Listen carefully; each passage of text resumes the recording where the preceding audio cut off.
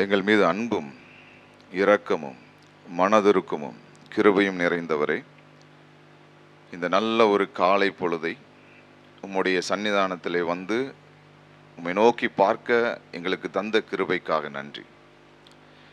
மெல்லிய சத்தத்தோடு பேசுகிறவரே, பரிசுத்த ஆவியானவரே, நாங்கள் எங்களை அர்ப்பணித்து விட்டோம்.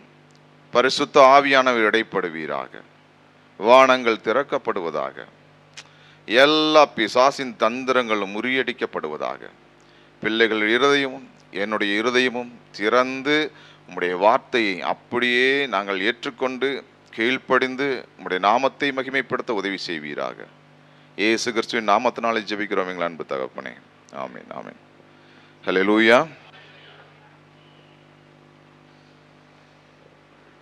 ஆதியாகமம் 22 அதிகாரம் 18 வசனம்.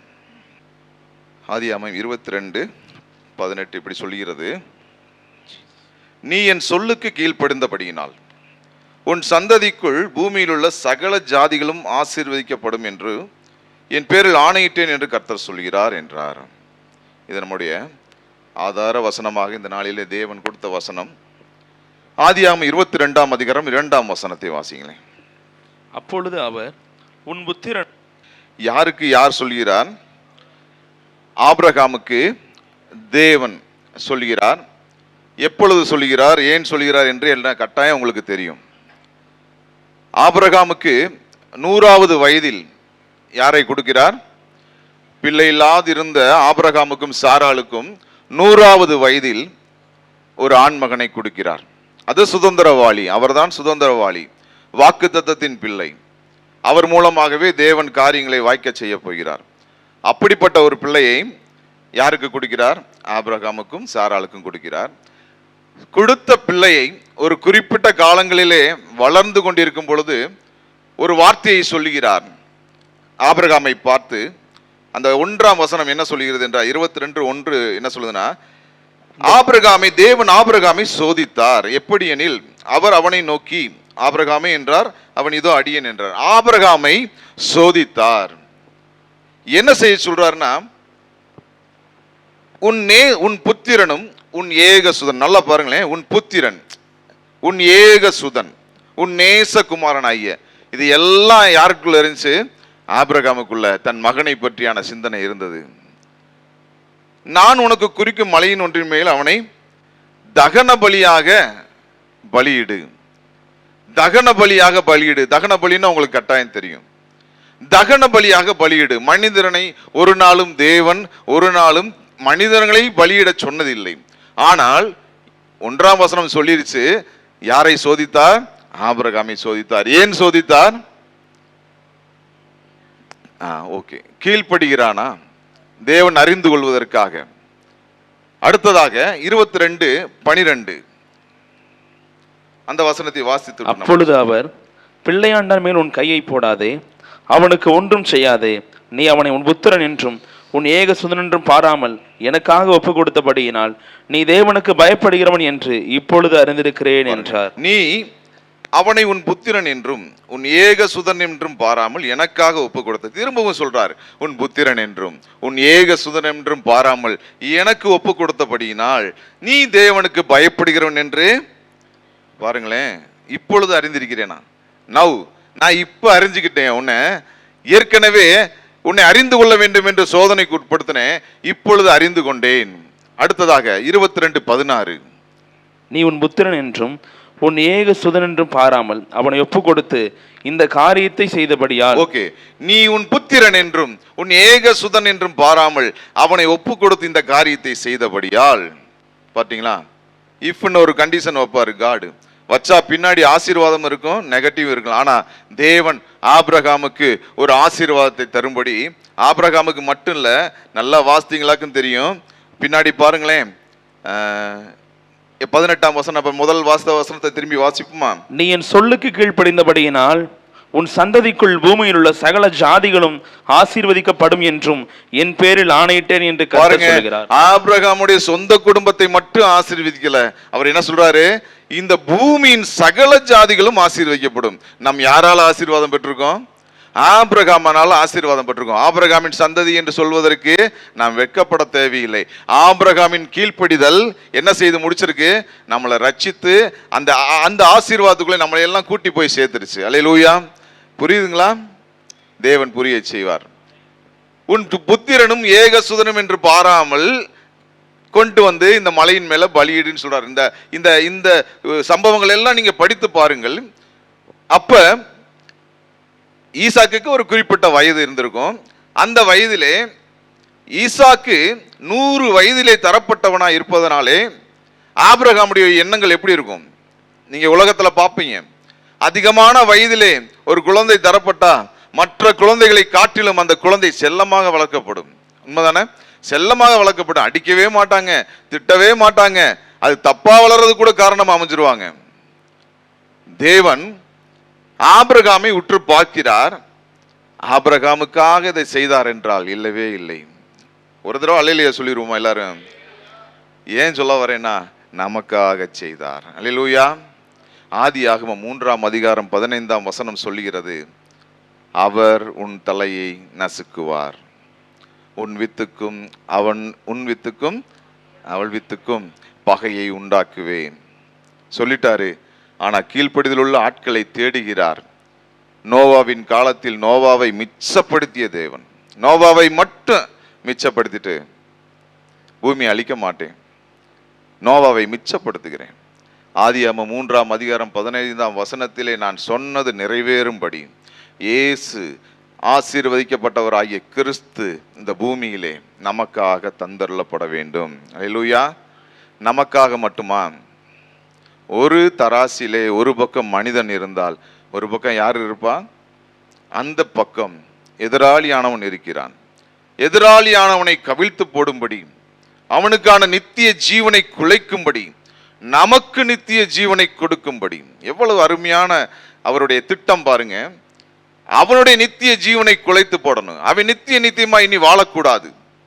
அவன் நித்தியமாய் வாழ்ந்தால் அவருடைய பிள்ளைகளை எப்பொழுதும் என்ன சொல்லுவான்? குறை சொல்லிக் கொண்டே இருப்பான். அவர்களை வாழ விட மாட்டான். ஆனால் தேவன் பார்த்தாரு, மனிதன் மூலமாக தேவ தூதனாய் இருந்த அவனை நித்திய ஜீவனை குலைத்து போடும்படி மனிதனுக்கு நித்திய ஜீவனை ஏற்படுத்தி தந்தார். அல்லேலூயா.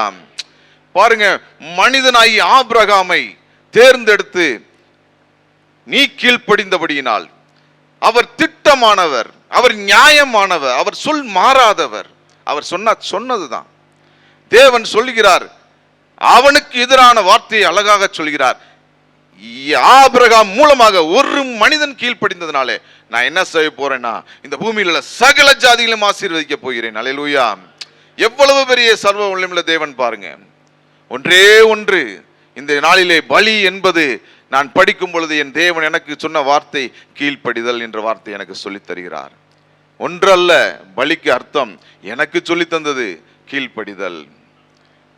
கீழ்ப்படிதலை தேடினான். நம் ஆதி தாயும் தகப்பனும் எதிலே விடுபட்டு போனார்கள் என்றால் கீழ்ப்படியாமையினால் விட்டு போனார்கள். அப்ப கீழ்ப்படிதல் உள்ள மனிதர்களை அவர் தேடினார். ஏனென்றால் அவருடைய காரியம் வாய்க்கும்படி ஒரு மனிதன் வேண்டும் இந்த பூமியிலே. நீங்களும் நானும் எவ்வளவு ஜெப குறிப்பு எழுதி கொடுத்திருக்கோம்? எவ்வளவு ஜெப குறிப்பு எழுதி கொடுத்திருக்கோம்? இந்த ஜெப குறிப்புகள் எல்லாம் தேவன் செய்து முடிப்பார் என்ற விசுவாசத்தோடு வந்திருக்கிறீங்க.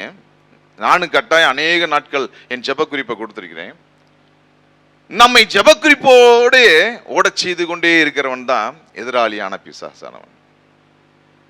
நாம் அவருடைய பெரிய சந்ததி என்பதை நம்மை மறக்க செய்கிறவன் அவன். ஆசீர்வதிக்கப்பட்ட ஜனம் என்பதை மறக்க செய்கிறவன் அவன்.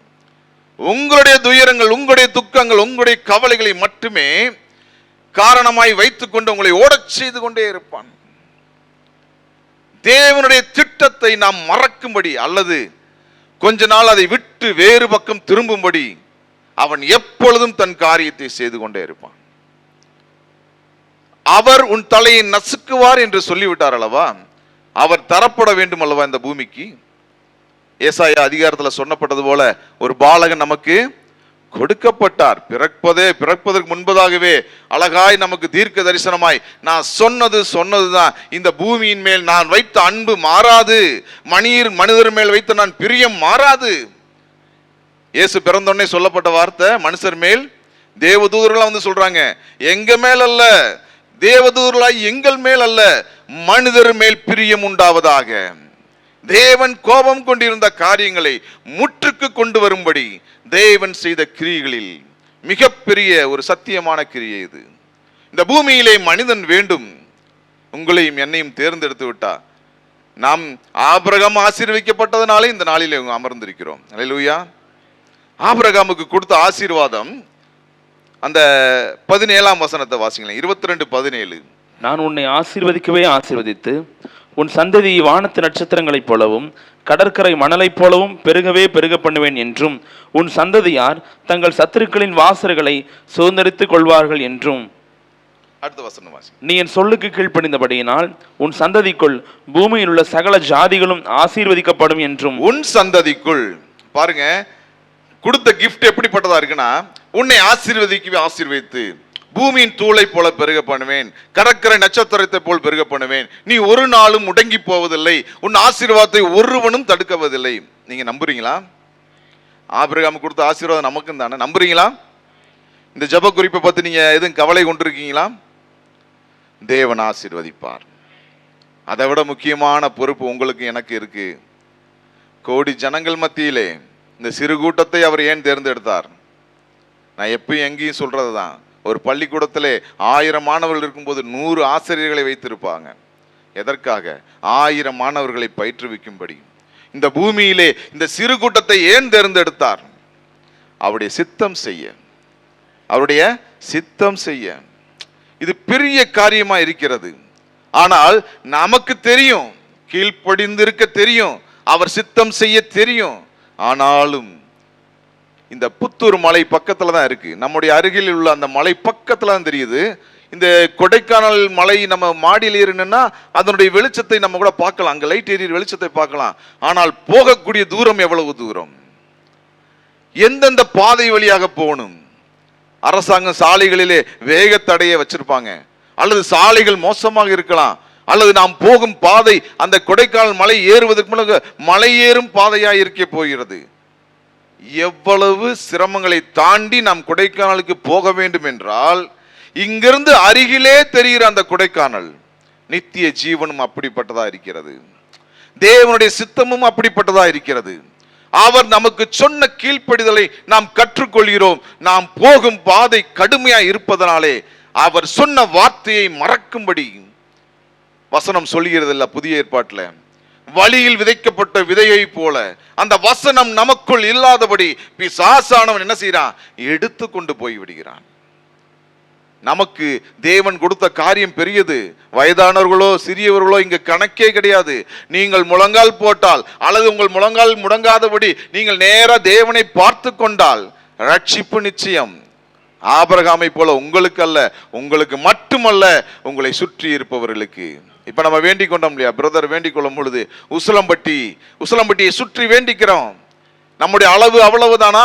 பெரிய அளவுதான். ஆனா உசிலம்பட்டியாவது எங்களுக்கு ரட்சிக்கப்படணுமே, எங்களுடைய சுற்று வட்டாரம் ரட்சிக்கப்படணுமே, நாம் வேண்டிக் கொள்கிறோம். அல்லேலூயா. நீங்க எந்தெந்த ஊர்ல எல்லாம் கால் மிதிக்க உங்களை வச்சாங்களோ அந்த ஊரை பற்றிய நினைவுகள் உங்களுக்குள்ள ஜெபத்துல இருக்கணும். அல்லேலூயா. ஏன் உங்களை கொண்டு போனாரு? சும்மா கூட சுத்த விட்டு கூட்டு வரலையா? அந்த மக்களை உங்களை பார்க்க வைக்கலையா? அந்த மக்களின் மீது உங்க அன்பை வெளிப்படுத்தும்படி தேவன் செய்கிறார். நீ நில்லு, நீ நட, உன்னை சுதந்திரிக்க செய்வேன்னு சொல்லியிருக்கார்ல. அல்லேலூயா. நீ நின்னா போதும். அல்லேலூயா. நான் சொல்றேன், நான் சந்தோஷமா சொல்லுவேன், நாம் நின்னா போதும், தேவன் சுதந்திரிக்க செய்வார். இந்த வருடம் நமக்கு கொடுத்திருக்கிற வாக்குத்தத்தமே அதுதான். தேவன் ஒவ்வொரு ஊழியக்காரர்கள் மூலமாக அவருடைய பிள்ளைகளுமாக நம்மளுக்கு கொடுத்த வாக்குத்தத்தம், சுதந்திரிக்க செய்வேன், ஆளுகை செய்வேன், உன்னை சுதந்திரிக்க செய்வேன், அதன் மூலமாக ஆளுகை செய்வேன். அல்லேலூயா. நாம் விசுவாசிகளாய் வந்திருக்கிறோம். பிசாசானவன் நம்மளை எப்பொழுதும் அப்படியே வைத்து கொண்டு போகிறான். ஆனால் நாம் விசுவாசிகள் அல்ல. நாம் அழைக்கப்பட்டது விசுவாசத்திற்கு மட்டுமல்ல, அவருடைய சித்தத்தை செய்வதும்படி. அல்லேலூயா.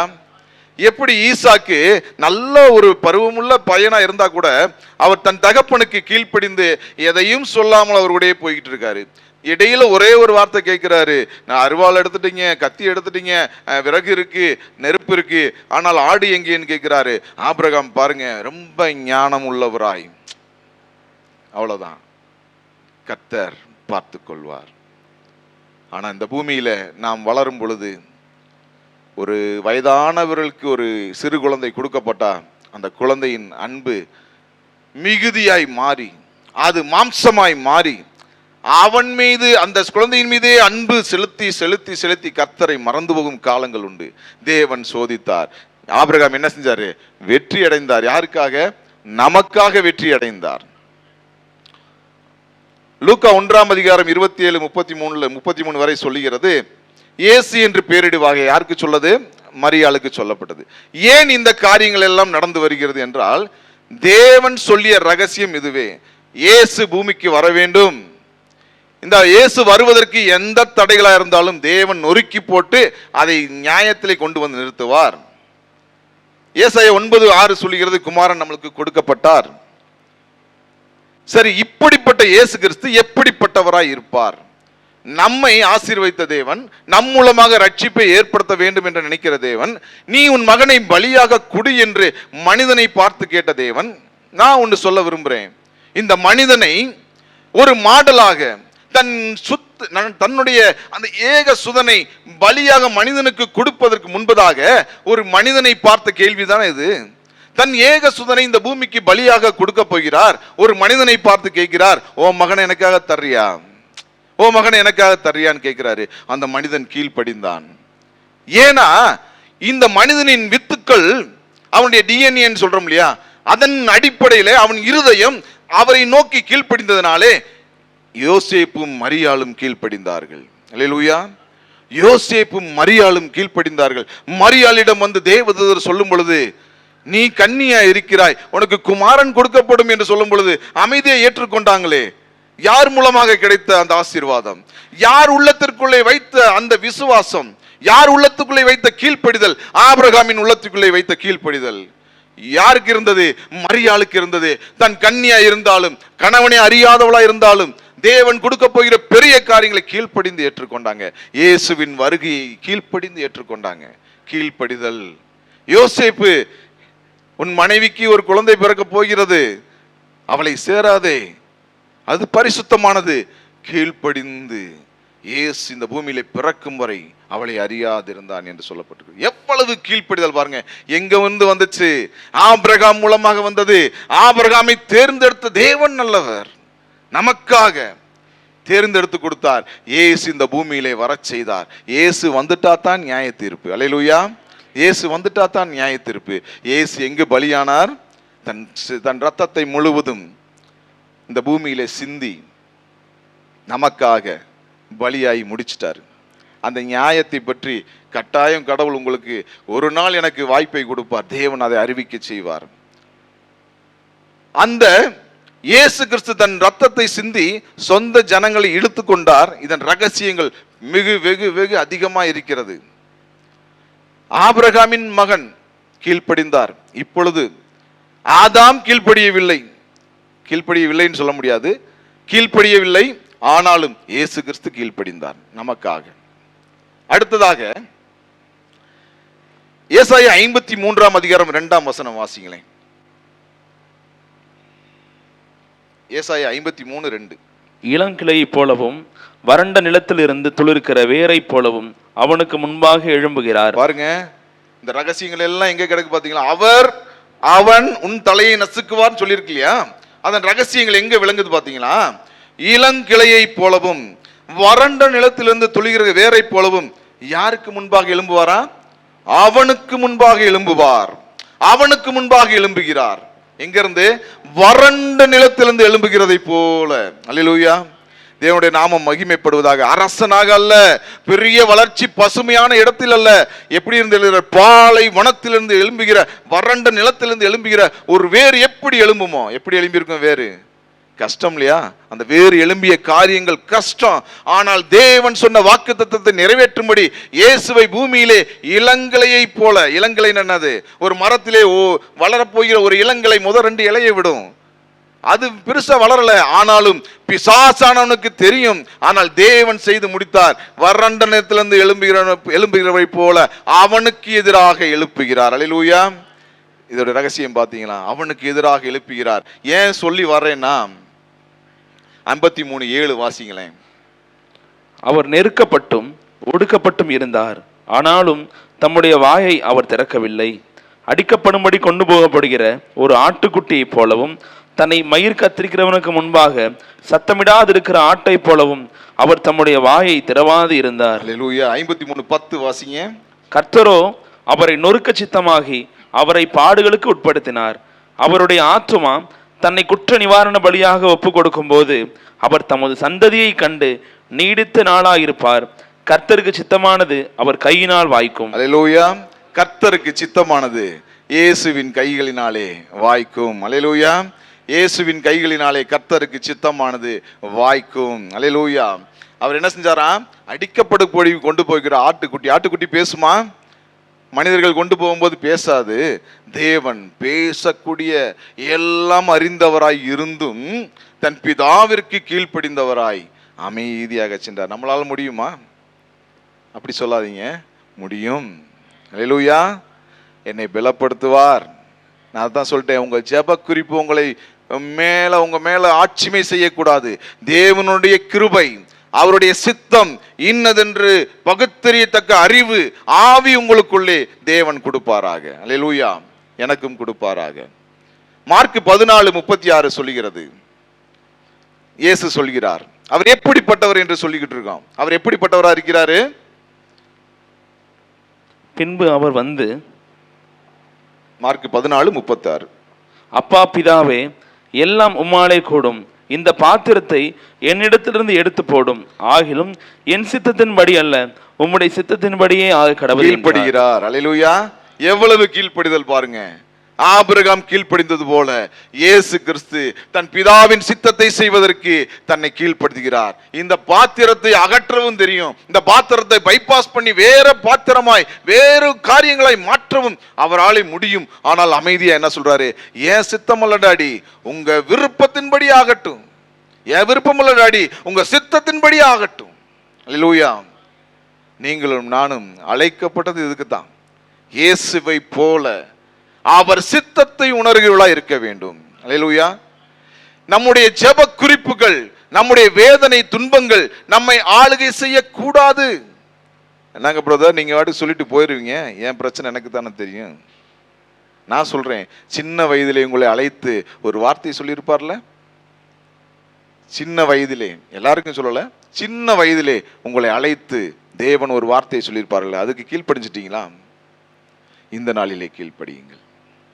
அது உங்களுக்கு ஞாபகப்படுத்துவார் பரிசுத்த ஆவியானவர். அதுக்கு கீழ்ப்படியுங்கள். கீழ்ப்படிதல் என்றால் என்ன பிரதர் என்று நீங்க கேட்டா, கீழ்ப்படிதல்னா என்ன சொல்லலாம்? யோவான் 16 அதிகாரம், இது கடைசியாக யோவான் 16. இன்னும் ஒரே ஒரு விஷயம், இந்த விஷயத்தின் ரகசியங்களை சொல்லிவிட்டு போவோம். 11ஆம் வசனம் வாசிங்க. இந்த உலகத்தின் அதிபதி நியாயம் தீர்க்கப்பட்டதினாலே நியாய தீர்ப்பை குறித்தும் கண்டித்து உணர்த்துவார். பரிசுத்த ஆவியானவர் என்ன செய்வாராம்? இந்த உலகத்தின் அதிபதி, இந்த உலகத்தின் அதிபதி யாருங்க? ஓகே தானே? உலகத்தின் அதிபதி நியாயம் தீர்க்கப்பட்டதினாலே, இன்னும் நியாயம் தீர்க்கப்படவே இல்லை. இயேசு பிறந்ததினாலே நியாயம் தீர்க்கப்பட்டான். அல்லேலூயா. இன்னும் ரத்தம் சிந்தப்படவில்லை, ஆனால் தேவன் அவனை நியாயம் தீர்த்து விட்டார். முடிஞ்சிச்சு. நியாயம் தீர்க்கப்பட்டதனாலே நியாய தீர்ப்பை குறித்து கண்டித்து நமக்கு உணர்த்துவாராம். எதை நோக்கி நம்ம நகர்ந்துட்டு இருக்கோம்? நியாய தீர்ப்பை நோக்கி நகர்ந்துட்டு இருக்கோம். நியாய தீர்ப்பும் நித்திய ஜீவனும் கட்டாயம் இருக்கு. நான் சொல்லிட்டேன், கொடைக்கானல் அழகான மலை, அந்த மலையின் அழகை பார்ப்பதற்கு நாம் செல்ல வேண்டிய பயணம் தூரமா இருக்கிறது. நாம் செல்ல வேண்டிய பயணங்கள் கடுமையா இருக்கிறது. அதை கண்டு கவலை கொள்ளாதீர்கள். அழைத்த தேவன் உண்மையுள்ளவர், உங்கள் பயணத்தை நிறைவு செய்தே ஆவார். அல்லேலூயா. அதை விட முக்கியமானது ரோமர் 12ஆம் அதிகாரம் 1-2 2ஆம் வசனத்தை மட்டும் வாசிங்க. ரோமர் 12:2. நீங்கள் இந்த பிரபஞ்சத்திற்கு ஒத்த வேஷம் தெரியாமல் தேவனுடைய நன்மையும் பிரியமும் பரிபூர்ணமான சித்தம் இன்னதென்று பகுத்தறியத்தக்கதாக உங்கள் மனம் புதிதாகிறதுனாலே மறுரூபமாகுங்கள். சரி, ரோமர் 12:1. அப்படி இருக்க சகோதரரே, நீங்கள் உங்கள் சரீரங்களை பரிசுத்தமும் தேவனுக்கு பிரியமான ஜீவ பலியாக ஒப்பு கொடுக்க வேண்டும் என்று. அல்லேலூயா. இயேசு கிறிஸ்து தன் வந்த காரியங்களை முடித்து தன்னை பலியாக ஒப்பு கொடுத்து 3ஆம் நாள் உயிர்த்தெழுந்து நமக்காக காத்திருக்கிறார் பிதாவின் வலது பாரசத்திலே. இப்ப நம்ம செய்ய வேண்டியது என்ன? அப்போஸ்தலனாகிய பவுல் சொல்றாரு, பரிசுத்த ஆவியினாலே நிரம்பப்பட்டவராய் சொல்றாரு, உங்கள் சரீரங்களை, எதை சொல்றாரு? இந்த பூமியிலே நீங்கள் கீழ்ப்படிந்து செய்ய வேண்டிய ஒரு காரியம் ஒன்று உண்டு. உங்கள் சரீரங்களை பரிசுத்தமும், வாசிங்க, தேவனுக்கு பிரியமான, வாசிங்க பிரதர், ஜீவ பலியாக ஒப்பு கொடுக்க சொல்றாரு. ஜீவ பலினா என்னது? இயேசு செய்த அதே பலி. ஆனால் நம்மை யாரும் ஆணியில் அடிக்கப் போவதில்லை. நாம் ரத்தத்தை இங்கு சிந்த தேவையில்லை. தேவன் நமக்கு இலகுவாக்கி விட்டார், ரட்சிப்பை இலகுவாக்கினார். இந்த கொடைக்கானல் போவதற்கு நமக்கு ஒரு நல்ல 4 சக்கர வாகனத்தை, நல்ல ஊர்தியை கொடுத்துட்டார், நம்ம போயிட்டே இருக்கலாம், நடந்து போக போறதில்லை. தேவன் நம்மளை பார்த்து சொல்கிறார், உன்னை ஜீவ பலியாக ஒப்புக்கொடு, நான் என் பலியை செலுத்தி விட்டேன், நீ என்ன செய்கிறாய்? உன்னை ஜீவ பலியாக ஒப்புக்கொடு. என்ன செய்யலாம் ஜீவ பலியாக ஒப்பு கொடுக்கணும்னா, உன் சரீரத்தை பரிசுத்தமாய் காத்துக்கொள். உன் சரீரத்தை பரிசுத்தமாய் காத்துக்கொள்னா வெளிப்புறமா அவர் சொல்லவே இல்லை. தேவன் உங்கள் ஆவி, ஆத்துமா, சரீரத்தை சொல்கிறார், பரிசுத்தமாய் காத்துக்கொள்ளு. ஏனென்றால் நான் உன்னில் இடைப்பட வேண்டும் என்றால் நீ பரிசுத்தமாய் இருந்தா நான் உனக்குள் இருந்து பெரிய காரியங்களை செய்வேன். அல்லேலூயா. நீ பரிசுத்தமாய் மட்டும் இருந்து பாரு. அது கஷ்டமான காரியமாய் இருக்கலாம். நல்ல அழகான வார்த்தை நமக்கு சொல்லுகிறது, உனக்கு முன் இருக்கிற பாவங்களை என்ன செய்ய? தள்ளி விட்டு. அப்படி தள்ளிட்டு போகணுமா? முன்னாடிதான் நிற்கும், நம்மளுக்கு முன்னாடி பாவம் என்ன நிற்கும்? தூரமா சொல்லல, உனக்கு முன்னாடி பாவம் நிற்கும். அது என்ன செய்யணுமா? தள்ளி விட்டு உனக்கு கொடுத்திருக்கிற ஓட்டத்திலே பொறுமையோடு ஓடக்கடவாய். அல்லேலூயா. உனக்கு கொடுத்திருக்கிற ஓட்டத்திலே பொறுமையோடு ஓடக்கடவாய். நான் அடிக்கடி ஒரு சில நேரம் அவசரப்பட்டு ஒரு சில காரியங்களை செய்திருவேன். அப்ப தேவன் எனக்கு சொல்லி தந்த வார்த்தை, பொறுமையோடு ஓடு, பொறுமையோடு ஓடு. நீ நினைக்கிற காரியம் அல்ல, நான் நினைக்கிற காரியம் தான் வாய்க்கும். அல்லேலூயா. நீ பொறுமையோடு ஓடு. ஜீவ பலியாய் உங்களை ஒப்பு கொடுக்க தெரிய வேண்டும். ஒன்றே ஒன்று சொல்லி முடிக்கிறேன். யாத்திராம் 20ஆம் அதிகாரம், 21ஆம் அதிகாரம், 22, 23 அதிகாரத்தை நீங்கள் வாசித்தீர்கள் என்றால் அங்கு கட்டளைகள், கற்பனைகள், நியாயப்பிரமாணங்கள் உள்ளது. நீங்கள் கவனமாய் வாசியுங்கள். உங்களை கீழ் ஜீவ பலியாக ஒப்பு கொடுப்பதற்கு அது போதுமானதாக இருக்கும். இதை கடைபிடியுங்கள். எங்கெல்லாம் நீங்க என்னை ஒப்பு கொடுக்காமல் நான் விட்டு விட்டேன் என்று சொல்வீர்களோ, இந்த நாளிலே அவரிடத்தில் மன்னிப்பு கோரி அதை திரும்பவுமாய் புதுப்பித்துக் கொள்ளுங்கள். தேவன் மன்னிக்கிற தெய்வமாய் இருப்பதனாலே அவர் இந்த பூமியிலே உங்களை கொண்டும் என்னை கொண்டும் செய்ய வேண்டிய காரியத்தை ஒருவனும் தடுக்க முடியாது. அல்லேலூயா. அது வயதானாலும் சரி, சிறியவனாலும் சரி, உங்களை கொண்டு செய்ய வேண்டிய காரியத்தை இந்த பூமியில செய்யணும். ஆனால் நாம் கீழ்ப்படியாவிட்டால் நம் மூலமாக இந்த பூமியில செய்யப்பட வேண்டிய காரியம் செய்யப்படாமல் போகும் பொழுது அநேக ரட்சிப்பு தவிர்க்கப்பட்டு போகும். நீங்க இல்லாட்டி இன்னொருத்தரை அவர் கொண்டு வந்து அந்த இடத்துல நிறுத்த வேண்டும். அதனால அந்த பொறுப்பை நம்மளே எடுத்துக்கிடுவோம். தேவன் மகிமைப்படுவாராக. ஜெபம் செய்வோம். நல்ல தகப்பனே, இந்த கிருபையுள்ள இரக்கமுள்ள இந்த வார்த்தைகளுக்காக நன்றி டாடி. அடியனையும் கேட்ட பிள்ளைகளையும் ஆசீர்வதிப்பீராக, நிலைப்படுத்துவீராக. உங்களுடைய திட்டங்களை வெளிப்படுத்துங்க. பிள்ளைகள் கீழ்ப்படிந்து உங்களுடைய நாமத்தை மகிமைப்படுத்தட்டும். இயேசுவின் நாமத்தினாலே ஜெபிக்கிறோம் எங்கள் அன்பு தகப்பனே.